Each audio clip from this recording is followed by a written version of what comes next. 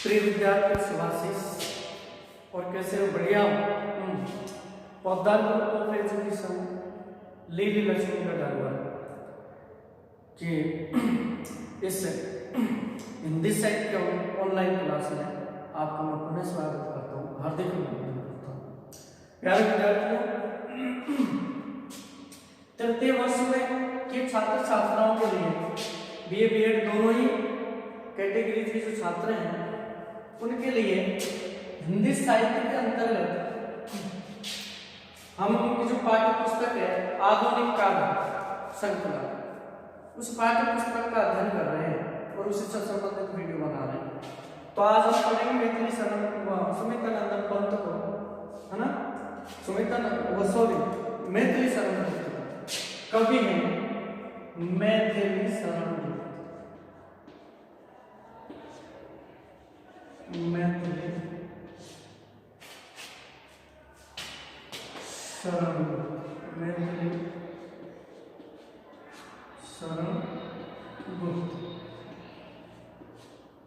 मैथिली शरण गुप्त पढ़ेंगे आज।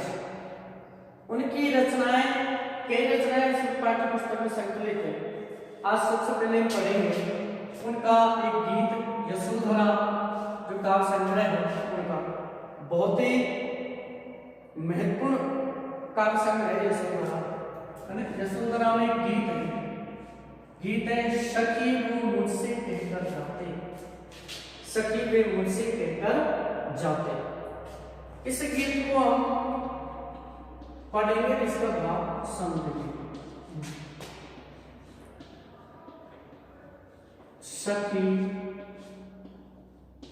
वे मुझसे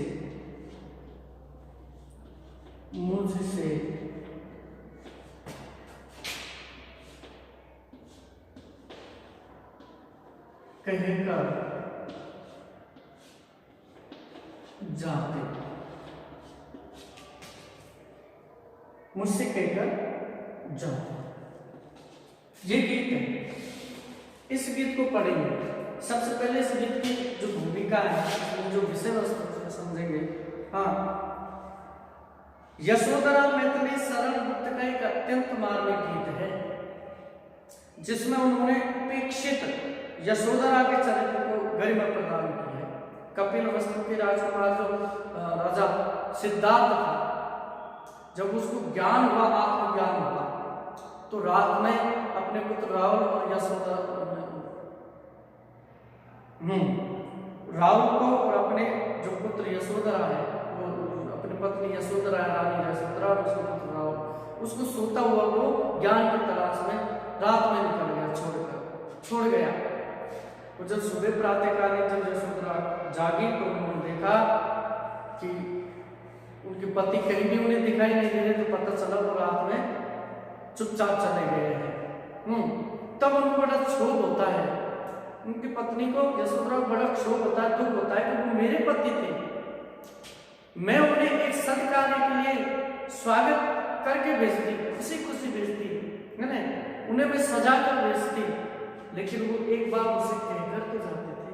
इस आत्मग्लानि को लेकर वो जीती है यशोधरा इस गीत में, है ना, क्योंकि पत्नी के मन में पति के लिए बहुत बड़ा स्थान होता है, और जब है तो उसके मन में एक पश्चाताप है, एक ग्लानि है।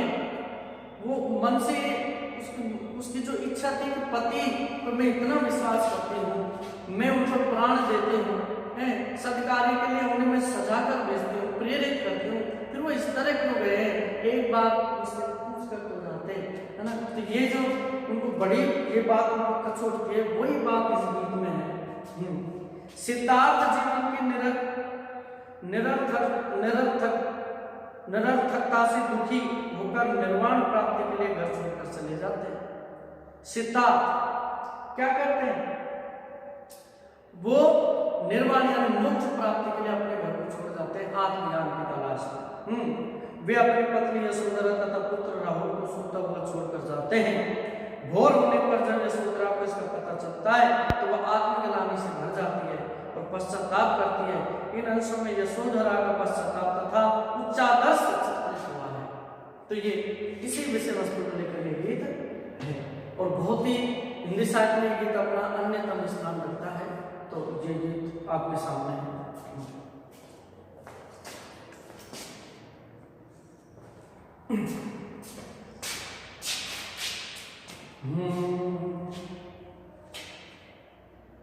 सिद्धि हेतु स्वामी गए ये गौरव की बात, सही बात है। सिद्धि हेतु स्वामी गए ये गौरव की बात, पर चोरी चोरी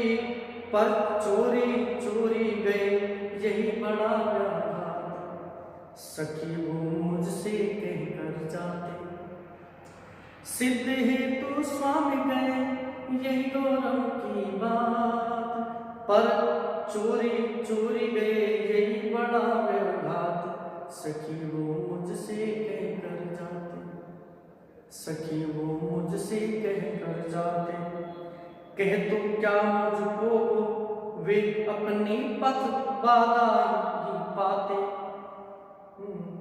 सखी वो मुझसे कह कर जाते, ये कहती है ना यशोधरा।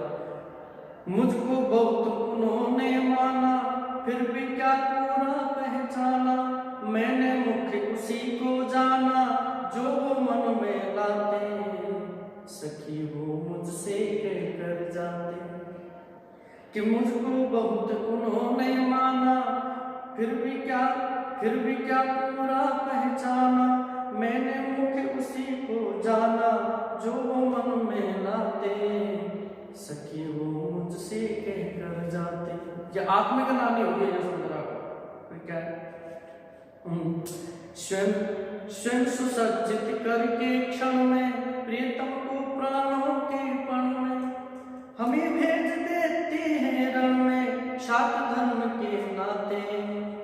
सखी वो मुझसे कह कर जाते, सखी वो मुझसे कह कर जाते।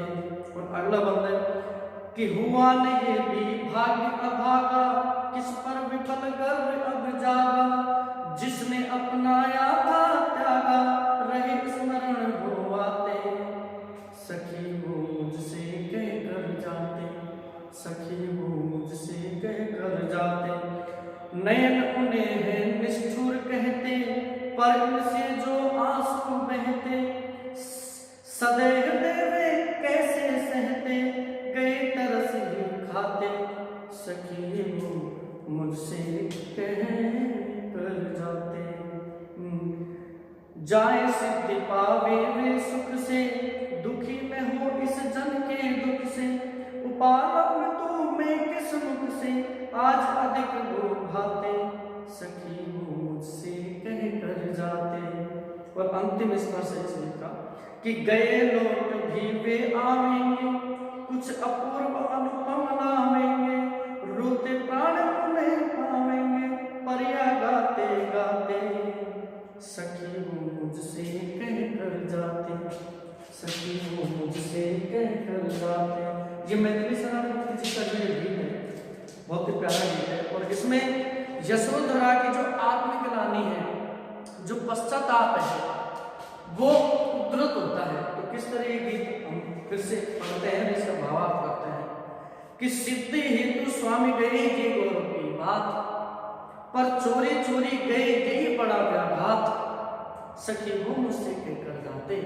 जब वो सुबह प्रातः कालीन जगे तो उन्हें बड़ा दुख हुआ, तो अपनी दासी से अपनी सखी से कह रहे, सखी मैं मानती हूँ कि मेरे स्वामी मेरे पतिदेव मेरे प्राणेश्वर सिद्धि प्राप्त करने के लिए वो सब कुछ त्याग कर चले गए। ये बड़े गौरव की बात है मेरे लिए, ये बड़े गर्व करने की बात है। पर इस तरह वो चोरी गए हैं ना, ये मुझे बड़ा दुख पैदा करता है। इस तरह वो चोरी उन्हें नहीं जाना चाहिए, हैं चुप कर नहीं जाना चाहिए। चुपचाप सखी चले तो जाते, लेकिन वो उसे कहकर जाते। ये मुझे आत्मग्लानि है। कह तो क्या मुझको वो अपनी पथ बाधा ही पाते हैं। ये तो मुझे भी पता है कि वो अगर मुझसे कहते तो मैं शायद उन्हें नहीं जाने देती, है ना, इस मार्ग पर। तो वो अपने इस कार्य सिद्धि अपने जो सिद्धि है तो जो कार्य के लिए जाते वो मुझे अपनी पथ में बाधा ही पाते, ये मानती हूँ। इसलिए उन्होंने कहना उचित नहीं समझा, लेकिन फिर भी ये सखी मैं उनकी पत्नी हूँ, मेरे पति मुझसे एक बार पूछ जरूर लेते, कहकर चले जाते। मुझको बहुत उन्होंने माना, फिर भी क्या हुआ पहचाना। ये सखी वो मुझे बहुत आदर देते हैं, सम्मान देते हैं, मुझे पत्नी का पूर्ण अधिकार देते हैं, फिर भी क्या पूरा पहचाना। लेकिन शायद उन्होंने मुझे आंतरिक रूप से पहचानने में शायद थोड़ी बहुत अभी गलती कर दी, या मुझे पूर्ण रूप से नहीं पहचान पाए। मैंने मुख उसी को जाना, लेकिन मैंने अपने पति को पूर्ण रूप से जाना है कि मैंने अपने पति को खूब पहचान रखा है। जो वो मन में लाते, जो बात भी उनके मन में आती है, मैं अपने प्राणेश्वर को पहचान लेती हूँ, मैंने उन्हें पूर्ण रूप से पहचान लिया।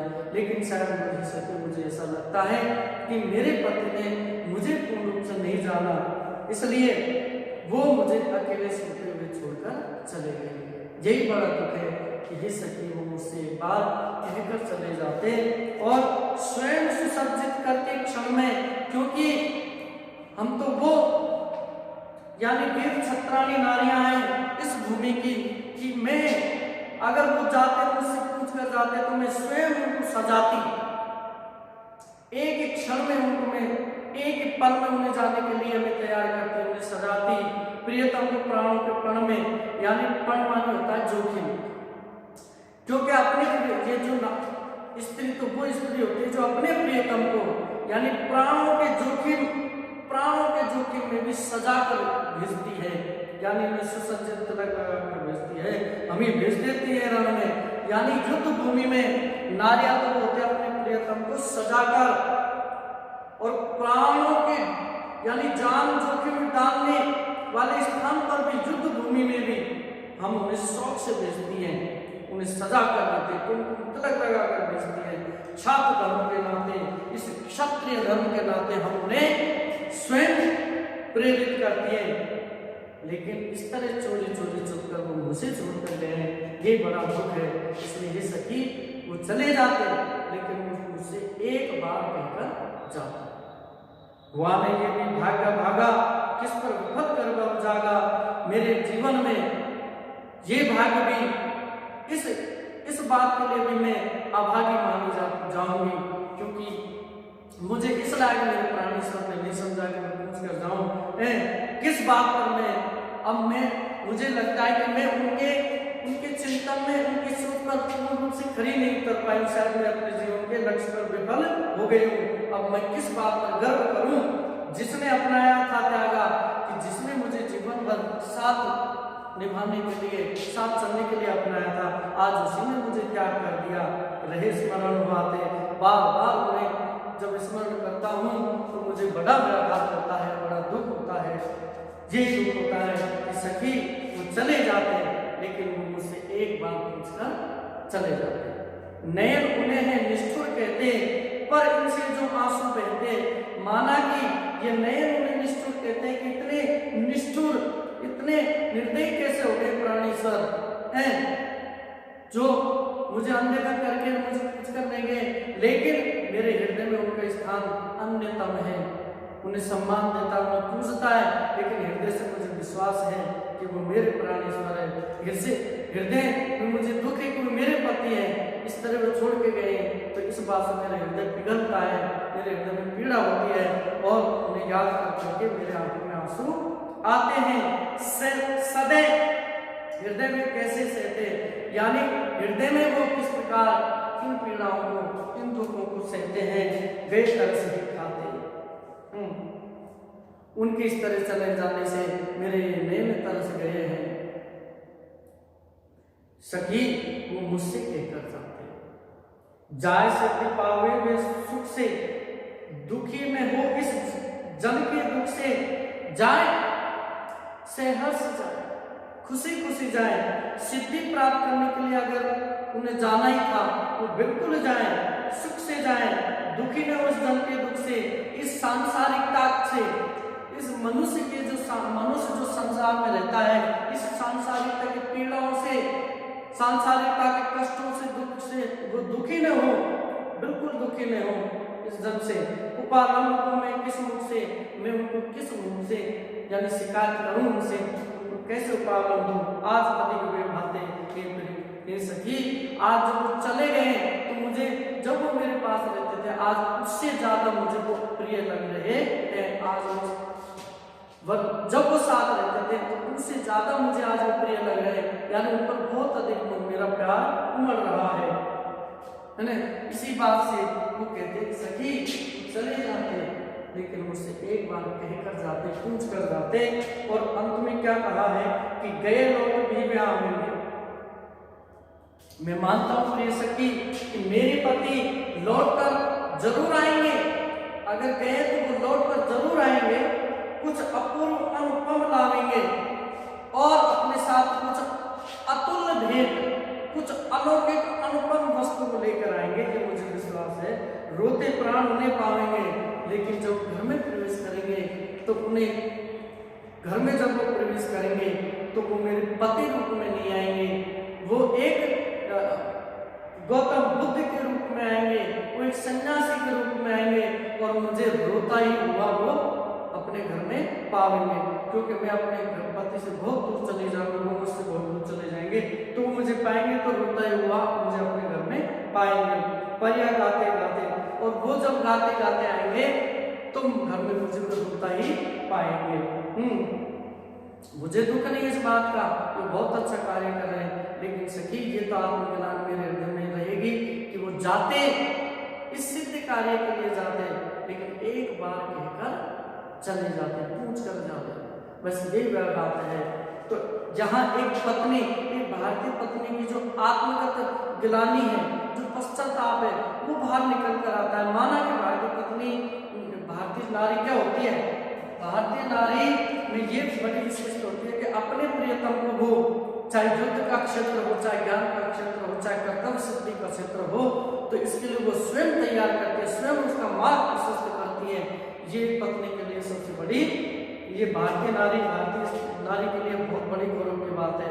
लेकिन जब प्रियतम उसका, उसे बिना पूछे ताजी इस तरह छोड़ जाए, या उसका, उसे इस अधिकार तक नहीं दे कि उसे पूछ लिया जाए, तो उसे दुख भी होता है, क्योंकि जो सिद्धार्थ है, यशोधरा सिद्धार्थ की जो उसकी पत्नी है, और पत्नी होने के नाते उसके हृदय में यह आत्मग्लानि पैदा होती है।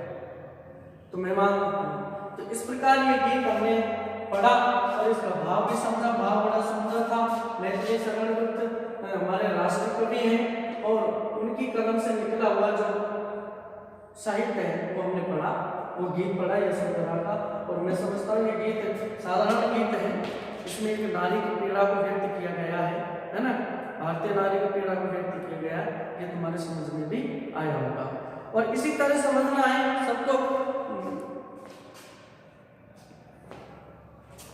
इसके बाद फिर देखते हैं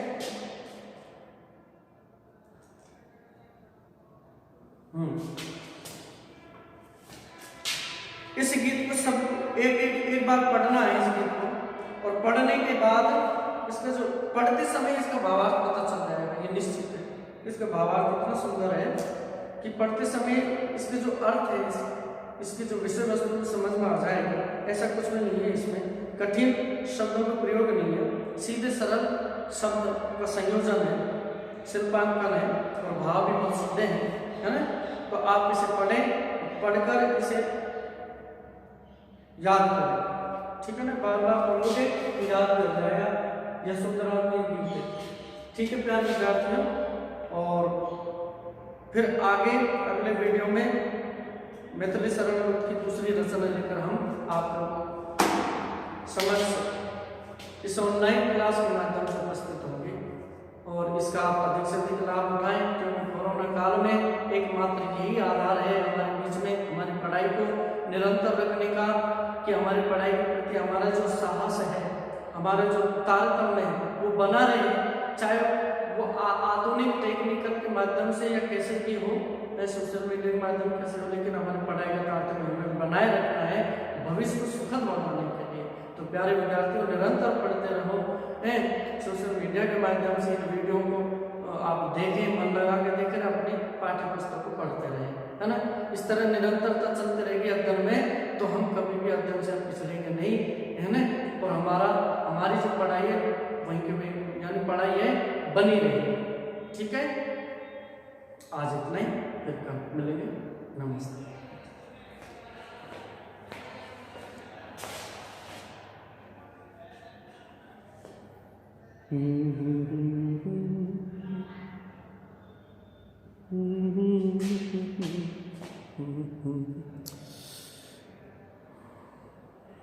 Mm-hmm.